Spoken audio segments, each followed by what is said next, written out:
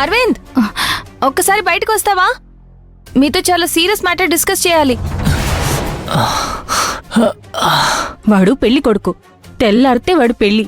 ఇలా నిద్ర లేకుండా రేపొచ్చి పీట్ల మీద కూర్చుంటే చూసేవాళ్ళు ఏమనుకుంటారు?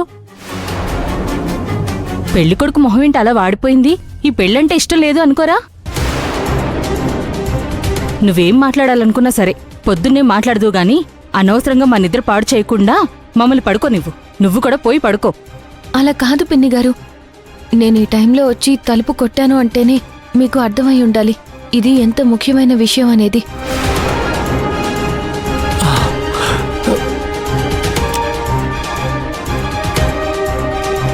ఒక్క 5 నిమిషాలు అరవింద్ని బయటికి పంపించండి, మీకు దండం పెడతాను. అరే ఏంటమ్మాయి, చెప్తే అర్థం కాదా నీకు? ఏంటి నా కొడుకుతో మాట్లాడేది, అది ఈ టైంలో? ఏదో ఇంపార్టెంట్ మ్యాటర్ అంటుంది కదా మమ్మీ, మాట్లాడిని. రేయ్ నీకేమీ తెలీదు, నువ్వు లోపలికెళ్ళు. ఏయ్ చెప్పేది నీకు కదా, పొమ్మంటాను కదా. ఇప్పుడు నాతో మాట్లాడనివ్వకపోతే జీవితాంతం మీ అబ్బాయి అనుభవించే నరకానికి మీరే కారణం అవుతారు, గుర్తుపెట్టుకోండి.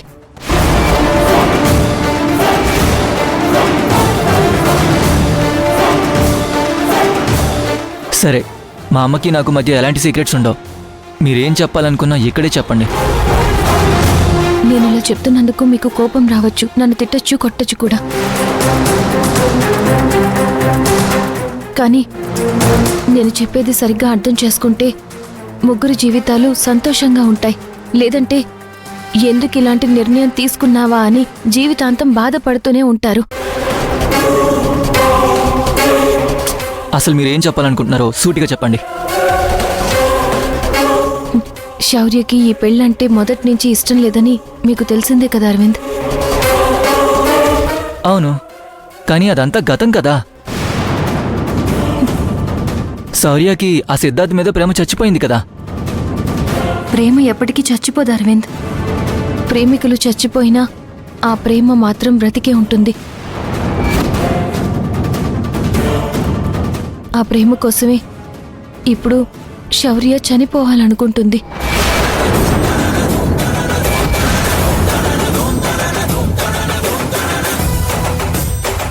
ఏం మాట్లాడుతున్నారు మీరు? నిజం, శౌర్య సిద్ధార్థని మర్చిపోలేదు అన్నది నిజం. కేవలం అన్నయ్యలకి ఇచ్చిన మాట కోసమే మీతో పెళ్లికి ఒప్పుకున్నది అన్నది నిజం.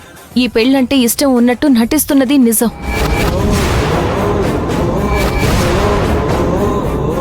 రేపీ పెళ్లి జరిగితే తన ప్రాణాలు తీసుకుంటుంది అనేది కూడా పచ్చి నిజం.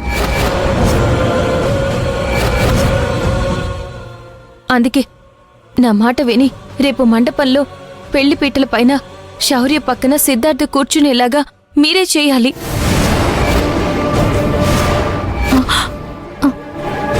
మీరు చెప్తేనే అందరూ వింటారు. ఇప్పుడు మీ జీవితం, శౌర్య జీవితం, సిద్ధార్థ జీవితం, మీ ముగ్గురు జీవితాలు మీ చేతుల్లోనే ఉన్నాయి.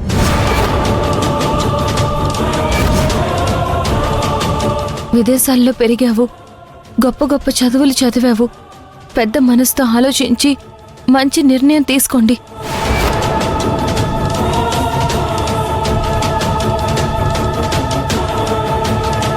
శౌర్య మీ భార్యగా చనిపోవాలా, లేకపోతే సిద్ధార్థ భార్యగా సంతోషంగా ఉండాలా అనేది మీరే ఆలోచించండి.